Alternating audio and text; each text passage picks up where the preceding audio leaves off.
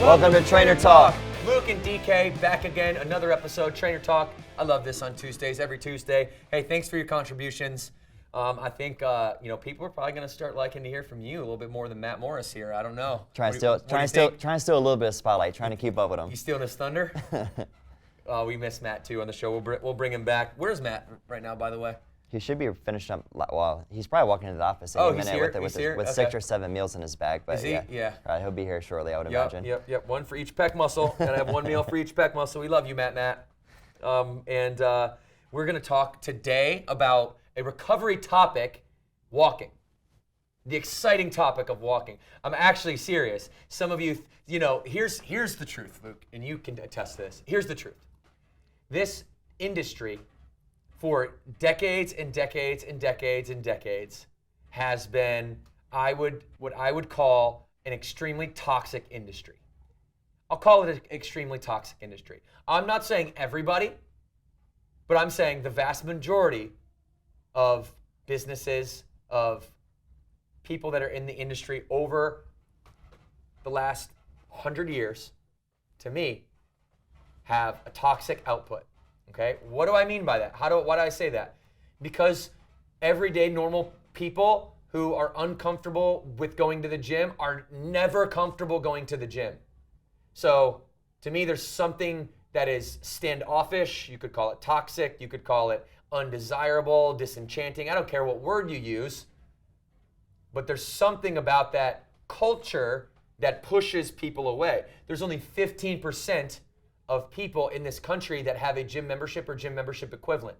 85% don't. 60% of people are overweight. Okay, 60%. That's like more than half. That's a big problem, right? Like, dying from obesity is almost a bigger problem than starvation.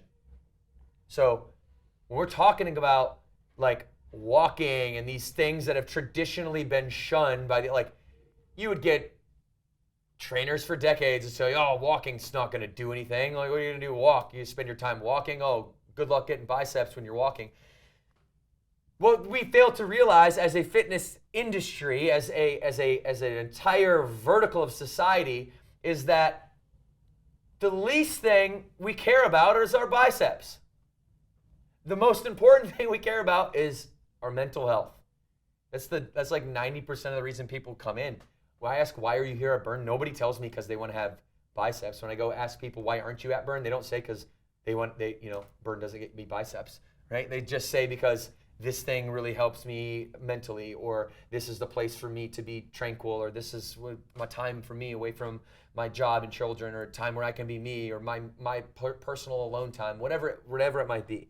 And so we need to change the narrative. I think we are changing the narrative, and ultimately there's a cultural shift in this industry I see happening. I'd like to think that we're a large part of that, although I shout out a lot of other companies that are understanding how the way we've been doing things in this toxic pick up the weight or you're a weakling type attitude, or if you don't lift then you're soft, or pain is the only way you gain type attitude. Like this mentality is pushing people away whose lives we could change if we just had a different narrative. Okay, and I'm not saying that we have to have a soft narrative, or that we don't need to tell people the truth that body fat in excess is dangerous, and it is not something that we should glorify. Having too much dangerous visceral body fat, we shouldn't glorify that, okay? But we also shouldn't demonize things like walking and being overweight and just being somewhere on the journey. What we should demonize together is the act of not taking personal responsibility for one another, for ourselves, and what we should try to put forward is accountability for individuals and accountability for ourselves when it comes to our own health and fitness journey, and not judging other people for where they're at on it. And so we're going to talk about walking in a very serious fashion because we think it's very important. We don't think it's very important because it helps you get abs, although that can be a very small significant byproduct, because a good pace does might work up a you are sweat. in that fat burning zone, and you do work up a little sweat, but that's not the reason. Okay, we're not talking about, I don't think walking is exercise or activity, right? It might be loosely or demanding training. I think it is an activity that you perform that helps you clear your mind. That's my number one thing. Luke, you talk about that because you walk all the time. Yeah. And this for you is a meditative state, yeah? Yeah. So for me, at home, I try to go for, especially if it's sunny outside, then I have to get the vitamin D. But a 45-minute walk every single day, and I live really close to the lake, so I have the opportunity. I go for a walk.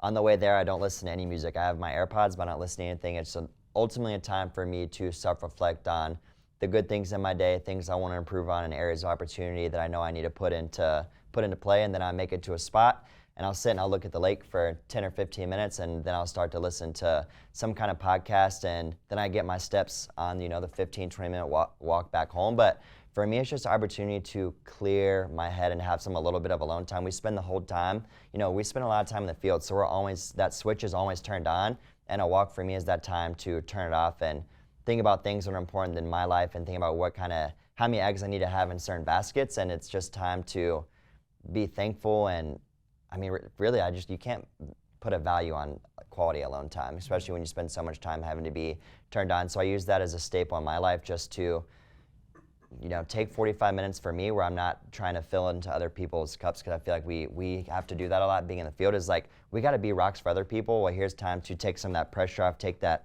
suit of armor off, and self-reflect and breathe. Yeah. Do you have any breathing patterns that you like to do when you're walking, or is it more of a meditative concentration on your breath? Yeah, mostly just concentration. I don't want to get my heart rate up too high. I'd say we spend time working out upstairs, my heart rate gets high enough, 150 plus. So when I'm walking, I just want to stay smooth and control and really just focus on breathing in through the nose and out through the mouth, and letting my heart rate kind of come down as I go. Yeah, I'll share my story because it is the same thing for me. It's also family time for me, but there's other benefits that we can just touch on quickly that I really want to empower and champion walking, because there's not only the benefits that you can have internally, so you can use it as a meditative exercise, right? You can you use it more to clear your head, right? Which is in its sense meditative, and trying to eliminate the chaotic thoughts that are imposed on you by the world, and the often demonizing thoughts that we have to ourselves, right? We call it here at Burn, we call it like the jackal inward. We say hey, when you jackal in, what that means is that you're essentially talking crap to yourself, right? You're communicating in a dangerous way, in a pessimistic way with yourself, and you're beating yourself up rather than building yourself up. And so, that's really important, obviously.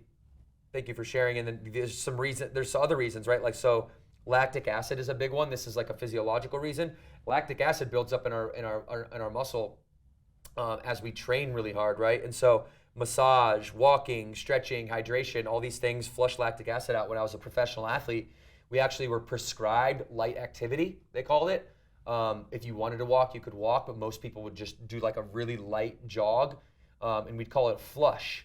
So because we had lactic acid built up in our shoulders from being pitchers as well, we do this whole flush routine. We'd actually take a Gatorade bottle full of sand, and we'd hold it in our hand, and we do a flush routine where it's like internal, external high, internal, external low, push the walls, raise the roof, and you do arm circles back, arm circles forward. You'd go stretching this way. You do all types of different arm movements to help flush the lactic acid out in your shoulder, and then you'd go on what they'd call the flush run right after, where it used to be like a very, very, very light jog to even intense, moderate walk.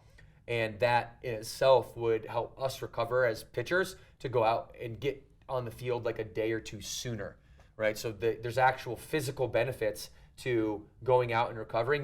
The harder you can work out, the harder you can work out sooner, the more your results you're going to get faster. So if you're able to go walk, and that allows you to flush lactic acid out, which is, by the way, an inhibitor, right? Because lactic acid basically is built up beta alanine in your muscle bellies that make it's tough for you to do contractions because there's extra mass in there, right? And it kind of hurts because there's extra mass in there. Well, once you flush that out, Okay, now you're ready to go. It doesn't hurt anymore. You're able to lift heavier, right? You ever tried to do a squat after a leg day? Hurts, sucks. You shouldn't do that, right? That's your body saying, hey, I've got this lactic acid, this recovery fluid in my muscle belly still, and I need to get it out before I go back and retrain it. Make sure y'all are flexing on that subscribe button, all right?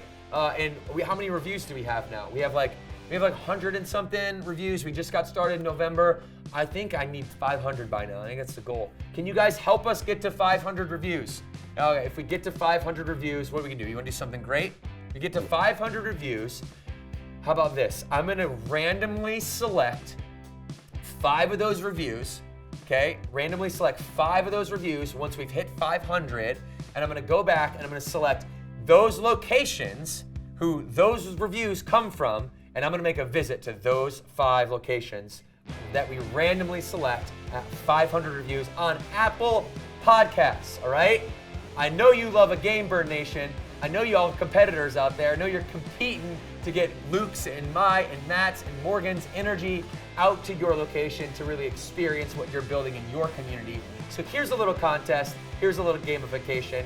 Hit you right in that competitive button right in your heart, all right? I know you like it. 500 reviews. I got to see it on Apple Podcasts. I'm picking 5 of you guys, and then I'll see you 5 gyms very soon. 2 claps on 2. 1, 2.